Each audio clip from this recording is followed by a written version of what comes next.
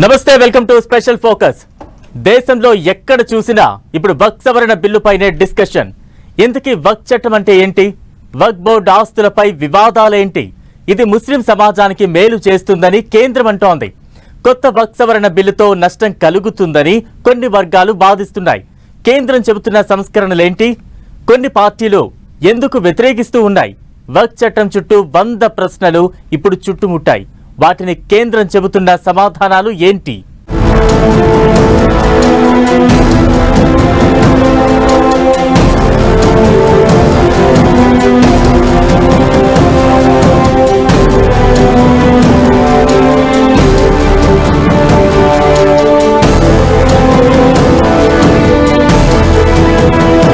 ఇంతకీ వక్ఫ్ చట్టం ఏంటి? వక్ఫ్ ఆస్తులపై వివాదాలేంటి? కేంద్రం చెబుతున్న సంస్కరణలేంటి? కొన్ని పార్టీలు ఎందుకు వ్యతిరేకిస్తున్నాయి? స్టేట్ నుంచి సెంటర్ వరకు ఎక్కడ చూసినా ఇప్పుడు వక్ఫ్ బిల్లుపైనే ఎడతెగని చర్చలు జరుగుతున్నాయి. పార్లమెంట్లో పార్టీల వారీగా ఎంపీలు ఎవరి అభిప్రాయాలను వాళ్లు చెప్పారు. వక్ఫ్ సవరణ బిల్లు ముస్లింల అభివృద్ధి కోసమేనని కేంద్రం అంటుంటే, వక్ఫ్ బోర్డుల అధికారాలను ప్రభుత్వం లాక్కోవడమేనని విపక్షాలు మండిపడుతున్నాయి. నిజానికి ఈ బిల్లును గతేడాది ఆగస్టులో లోక్సభలో ప్రవేశపెట్టారు. కానీ తీవ్ర వ్యతిరేకత రావడంతో దీనిని వివిధ పార్టీలకు చెందిన దాదాపు 31 మంది ఎంపీలతో కూడిన జాయింట్ పార్లమెంటరీ కమిటీకి పంపారు. కేంద్ర ప్రభుత్వం దశాబ్దాల నాటి వక్ఫ్ చట్టాన్ని మార్చాలని అనుకుంటోంది. ఈ కొత్త బిల్లుతో వక్ఫ్ ఆస్తులు మెరుగ్గా వాడుకోవచ్చనేది కేంద్రం ఉద్దేశం. మరోవైపు సంస్కరణల పేరుతో వక్ఫ్ ఆస్తులను స్వాధీనం చేసుకోవాలని కేంద్రం ప్రయత్నిస్తోందని దీన్ని వ్యతిరేకిస్తున్న వాళ్లంతా వాదిస్తున్నారు. ఈ నేపథ్యంలోనే అసలు వక్ఫ్ అంటే ఏంటి, వక్ఫ్ ఆస్తుల మీద ఉన్న వివాదాలేంటి, కేంద్రం చెబుతున్న సంస్కరణలేంటి, వాటిని వ్యతిరేకిస్తున్న వారి వాదనలు ఏంటనేది పెద్ద చర్చనీయాంశమైంది. ఇస్లాం సంప్రదాయంలో ముస్లిం సమాజం ప్రయోజనాల కోసం చేసే దానం లేదా విరాళాన్నే వక్ఫ్ అంటారు. వక్ఫ్ ఆస్తులన్నీ భగవంతుడికి చెందుతాయని భావిస్తారు. అందువల్ల వీటిని ఇతర ప్రయోజనాలకు ఉపయోగించకూడదు. కానీ భారీ సంఖ్యలో ఉన్న వక్ఫ్ భూములను ముస్లిం సమాజం మసీదులు, మదర్సాలు, శ్మశాన వాటికలు, అనాథాశ్రమాల నిర్మాణం కోసం వినియోగిస్తోంది. ఇంకొన్ని భూములైతే అన్యాక్రాంతమైపోయాయి. మన దేశంలో వక్ఫ్ సంప్రదాయం 12వ శతాబ్దంలో మధ్య ఆసియా నుంచి వచ్చిన ముస్లిం పాలకులు, ఢిల్లీ సుల్తానుల పాలనతో మొదలైంది. వక్ఫ్ ఆస్తులన్నింటినీ 1995 వక్ఫ్ చట్టం ప్రకారం రాష్ట్ర స్థాయి వక్ఫ్ బోర్డులు నిర్వహించాలి. ఈ బోర్డులో ప్రభుత్వం నియమించే వ్యక్తులతో పాటు ముస్లిం ప్రజాప్రతినిధులు, స్టేట్ బార్ కౌన్సిల్ సభ్యులు, ఇస్లామిక్ స్కాలర్లు, వక్ఫ్ ప్రాపర్టీస్ మేనేజర్లు ఉంటారు. దేశంలో వక్ఫ్ బోర్డులే అతిపెద్ద భూస్వాములని ప్రభుత్వం చెబుతోంది. దేశవ్యాప్తంగా దాదాపు 8,72,351 వక్ఫ్ ఆస్తులు ఉన్నాయి. ఇవన్నీ 9,40,000 ఎకరాల్లో ఉన్నాయి. వీటి విలువ దాదాపు 1,20,000 కోట్లు ఉంటుందని అంచనా. ఈ ఆస్తులను ముస్లింలలో ఉన్నత వర్గాలు నిర్వహిస్తున్నాయి. అందుకే వక్ఫ్ చట్టానికి సవరణలు అవసరమని కేంద్రం భావించింది. मुसलमानों में कितना भयंकर समर्थन कर रहा है इस बिल को लेकर के आप लोग को मालूम ही नहीं है। करंट अंदर में गरीब मुसलमानों का तो संदेश बार बार आ रहा है कि जल्दी पास कीजिए इस बिल को। इसलिए आप लोग संदेह में मत रहिए। एफिशिएंसी को हमने बढ़ाने का काम किया है। टेक्नोलॉजी का उपयोग करते हुए सेंट्रलाइज्ड डेटाबेस होगा, डिजिटल पोर्टल होगा। कोई छुप के अंधेरे रातों में वक्त क्रिएट नहीं कर सकता है। इसका पूरा रजिस्ट्रेशन का प्रावधान है, ट्रैकिंग होगा, निगरानी रखा जाएगा। దేశంలో ముస్లింల సామాజిక స్థితిగతుల్ని తెలుసుకునేందుకు 2006లో అప్పటి యూపీఏ ప్రభుత్వం సచార్ కమిటీని ఏర్పాటు చేసింది. ఈ నివేదికలో పలు సంచలన అంశాలను బయటపెట్టింది సచార్ కమిటీ. వక్ఫ్ చట్టంలో సంస్కరణలు అత్యవసరమని సూచించింది. వక్ఫ్ బోర్డుల ఆధీనంలోని ఆస్తులతో పోల్చుకుంటే వాటి మీద బోర్డులకు అందుతున్న ఆదాయం చాలా తక్కువని కమిటీ అభిప్రాయపడింది. వక్ఫ్ బోర్డుల ఆధీనంలో ఉన్న భూములను సక్రమంగా ఉపయోగించుకుంటే వాటి మీద ఏటా 1,20,000 కోట్ల రూపాయలు ఆదాయం వచ్చేదని కమిటీ అంచనా వేసింది.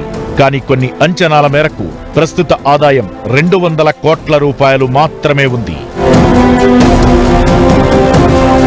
వక్ఫ్ భూములను రక్షించాల్సిన ప్రభుత్వమే వాటిని అన్యాక్రాంతం చేయడం సాధారణంగా మారిందని సచార్ కమిటీ తెలిపింది. గుర్తు తెలియని వ్యక్తుల కబ్జాలో ఉంది అని, ఏకంగా అధికారులే రికార్డుల్లో నమోదు చేసిన ఘటనలు కోకొల్లలున్నట్లు సచార్ కమిటీ నివేదిక తేటతెల్లం చేసింది.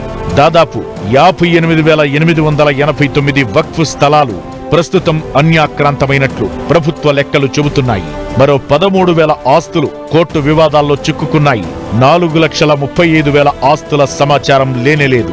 అందుకే సచార్ కమిటీ సూచనలను కూడా సవరణ బిల్లులో పరిగణలోకి తీసుకుంది కేంద్రం. వక్ఫ్ బోర్డుల్లో అవినీతి తీవ్రంగా పెరిగిపోయిందని పలు ముస్లిం సంఘాలే గొంతెత్తుతున్న పరిస్థితి. చాలా మంది వక్ఫ్ బోర్డు సభ్యులు నిబంధనల్ని గాలి కొదిలేసి ఇష్టారాజ్యంగా ఉల్లంఘనలకు పాల్పడ్డారని ఆరోపణలు వచ్చాయి. భూములను కబ్జాలు చేసే వారితో చేతులు కలిపి వ్యక్తులు, వ్యాపార సంస్థలు, ప్రభుత్వ సంస్థలు ఆక్రమించాయన్న ఆరోపణలు పెద్ద ఎత్తున వెల్లువెత్తుతున్నాయి. అలా వక్ఫ్ సవరణ బిల్లు తెరపైకొచ్చింది.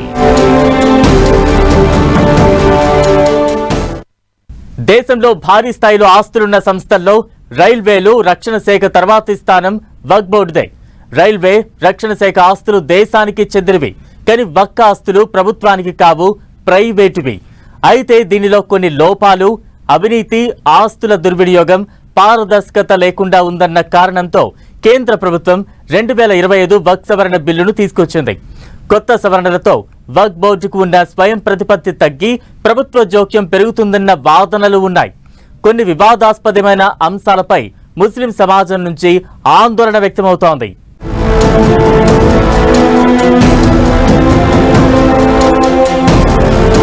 దేశంలో భారీ స్థాయిలో ఆస్తులున్న సంస్థల్లో రైల్వేలు, రక్షణ శాఖ తరువాత స్థానం వక్ఫ్ బోర్డుదే. రైల్వే, రక్షణ శాఖ ఆస్తులు దేశానికి చెందినవి, కానీ వక్ఫ్ ఆస్తులు ప్రభుత్వానికి కావు, ప్రైవేటువి, ముస్లిం సమాజానికి చెందినవి. ఆ వర్గంలో నిరుపేదల ఉన్నతి కోసం, వారి హక్కులను కాపాడటం కోసం వక్ఫ్ బోర్డులు పనిచేయాలి. అందుకే వక్ఫ్ ఆస్తుల నిర్వహణ, నియంత్రణకు సంబంధించి 1995లో వక్ఫ్ చట్టం అమల్లోకొచ్చింది. ఈ చట్టం లోపభూయిష్టమన్నది మోదీ సర్కార్ అభిప్రాయం. 1995 వక్ఫ్ చట్టం ముస్లిం సమాజంలో దాన ధర్మాల ఆస్తులను మతపరమైన, సామాజిక ఉద్దేశాల కోసం రక్షించడానికి రూపొందింది. అయితే దీనిలో కొన్ని లోపాలు, అవినీతి, ఆస్తుల దుర్వినియోగం, పారదర్శకత లేకుండా ఉందన్న కారణంతో కేంద్ర ప్రభుత్వం 2025 వక్ఫ్ సవరణ బిల్లును తీసుకొచ్చింది. ఇది ఇష్టం వచ్చినట్టుగా ఆ భూమి మాది, ఈ భూమి మీది కాదు అని చెప్పేసి కోర్టుల్లో కూడా వెళ్ళటానికి, కోర్టులో వెళ్ళి పోరాడటానికి ప్రజలకు హక్కు ఉండేది కాదు. ఆ మార్పు అంతా ఇప్పుడు వస్తుంది. అందువల్ల ఇది కంట్రోల్లోకి వస్తుంది. వక్ఫ్ అంటే ప్రజలు కూడా అర్థం చేసుకుంటారు ఈ భూములు ఎవరి కంట్రోల్లో ఉన్నాయి, సిటీస్లో ఉన్న ఆస్తులన్నీ ఎవరు ఆక్రమించారు, ఎవరు ఎంజాయ్ చేస్తున్నారు, అవన్నీ ఇప్పుడు కొత్త బోర్డ్స్ రాగానే బోర్డులో కూడా గవర్నమెంట్ ఆఫీసర్లు ఉంటారు. కాబట్టి ఇది పూర్వం ఉన్నట్టుగా చీకటిలో వ్యవహరించే అవకాశం మాత్రం ఉండదు. 1995 చట్టం ప్రకారం వక్ఫ్ అనేది ముస్లిం చట్టం కింద ఒక వ్యక్తి తన ఆస్తిని మతపరమైన, దాతృత్వ ఉద్దేశాల కోసం శాశ్వతంగా అంకితం చేయడం. ఇది 3 రకాలు. 1 ప్రకటన ద్వారా, 2 దీర్ఘకాల వినియోగం అంటే వక్ఫ్ బై యూజర్ అన్నమాట. 3వది వారసత్వం అంతరించినప్పుడు, దీన్ని వక్ఫ్ అలల్ ఔలాద్ అంటారు. ఈ చట్టం కింద వక్ఫ్ బోర్డులకు ఆస్తులను నిర్వహించే, వాటిని వక్ఫ్గా ప్రకటించే అధికారముంది. సర్వే కమిషనర్ ఆస్తుల సర్వే చేస్తారు. వివాదాలను వక్ఫ్ ట్రిబ్యునల్స్ పరిష్కరిస్తాయి. వీటి నిర్ణయాలే అంతిమం. ఈ చట్టం ప్రకారం వక్ఫ్ బోర్డు సభ్యులంతా ముస్లింలే. ఆస్తులపై వక్ఫ్ బోర్డుకు పూర్తి నియంత్రణ ఉంటుంది. ఈ విధానం పారదర్శకంగా లేదని కేంద్రం అంటోంది. పలు రాష్ట్రాల్లో వక్ఫ్ బోర్డులు ప్రభుత్వ ఆస్తులను కూడా వక్ఫ్గా ప్రకటించడం పెద్ద వివాదానికే దారితీసింది. గత 2 ఏళ్లలో వక్ఫ్కు సంబంధించి దేశంలోని చాలా హైకోర్టుల్లో 120కి పైగా పిటిషన్లు దాఖలయ్యాయి. వక్ఫ్ చట్టంలో సవరణలు ప్రతిపాదించిన తరువాత ఈ పిటిషన్లు దాఖలయ్యాయి. జైనులు, సిక్కులు, ఇతర మైనారిటీలకు ఇలాంటి చట్టాలు వర్తించనప్పుడు వక్ఫ్ చట్టం మాత్రం ఎలా చెల్లుబాటవుతుందనేది పిటిషనర్లు చేసిన సవాల్. ఇప్పుడు కొత్తగా తెచ్చిన 2025 బిల్లు వక్ఫ్ చట్టాన్ని unified Waqf management, empowerment, efficiency and development act గా పేరు మార్చింది కేంద్రం. కొత్త నిబంధనల ప్రకారం వక్ఫ్ ఆస్తిగా ప్రకటించాలంటే ఆ వ్యక్తి కనీసం 5 ఏళ్లు ఇస్లాం మతాన్ని ఆచరించి ఉండాలి. వక్ఫ్ చేసే ఆస్తి అతని సొంతం కావాలి. తాజా చట్టంలో వక్ఫ్ బై యూజర్ నిబంధనను తీసేశారు. వక్ఫ్ అలల్ ఔలాద్ లో స్త్రీలతో సహా వారసుల హక్కులను చట్టం కాపాడుతుంది. సర్వే బాధ్యత సర్వే కమిషనర్ నుంచి జిల్లా కలెక్టర్ చేతికి మారుతుంది. వక్ఫ్ ఆస్తుల వివరాలు 6 నెలల్లో కేంద్రీయ పోర్టల్లో నమోదు చేస్తారు. వక్ఫ్ బోర్డులో 2 స్త్రీలతో పాటు 2 ముస్లిమేతర సభ్యులను చేర్చాలి. ట్రిబ్యునల్ నిర్ణయం అంతిమం కాదు. 90 రోజుల్లో హైకోర్టులో అప్పీల్ చేయవచ్చు. సెక్షన్ 40 తొలగించడం వల్ల వక్ఫ్ బోర్డులు ఏకపక్షంగా ఆస్తులను వక్ఫ్గా ప్రకటించే అధికారం అసలుండదు. 1995 చట్టం వక్ఫ్ ఆస్తుల రక్షణపై మాత్రమే దృష్టి పెట్టింది.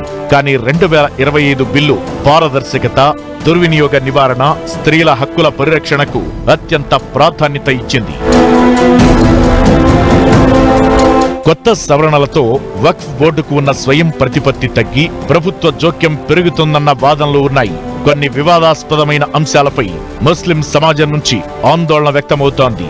వక్ఫ్ ఆస్తుల యాజమాన్యం నిబంధన బోర్డుల ఆధీనంలోని చారిత్రక మసీదులు, దర్గాలు, శ్మశాన వాటికల మీద ప్రభావం చూపుతుందని ఆందోళన చెందుతున్నారు. వక్ఫ్ ఆస్తులు కొన్ని తరాలుగా ముస్లింల స్వాధీనంలోనే ఉన్నాయి. కొన్ని దశాబ్దాల కిందటివి, ఇంకొన్ని శతాబ్దాలకు ముందువి. అప్పట్లో నోటి మాటగా దానం చేసినవి కూడా ఉన్నాయి. వీటికి చట్టపరమైన పత్రాలు లేవు. కొన్ని యాజమాన్య హక్కులు మొఘలుల కాలం నాటివి. అవి బ్రిటిషర్లకు, వారి నుంచి ఇప్పటి తరానికొచ్చాయి. పత్రాలు లేని ఆస్తులను వక్ఫ్ బై యూజర్ అంటే వినియోగించుకుంటున్న వ్యక్తి కేటగిరీ కిందకు వస్తుందని 1954 వక్ఫ్ చట్టం చెబుతోంది. అయితే ప్రస్తుత సవరణ బిల్లులో ఈ నిబంధన తొలగుతుందని, దీంతో ఈ ఆస్తులు ఏమవుతాయనే దానిపై అయోమయం ఏర్పడింది. మొత్తానికి వక్ఫ్ సవరణ బిల్లుతో ముస్లిం సమాజానికి మేలే కలుగుతుందని ప్రభుత్వం చెబుతుంటే కొన్ని అంశాలతో తమకు నష్టం ఉందన్న ఆందోళన వారి నుంచి వస్తోంది.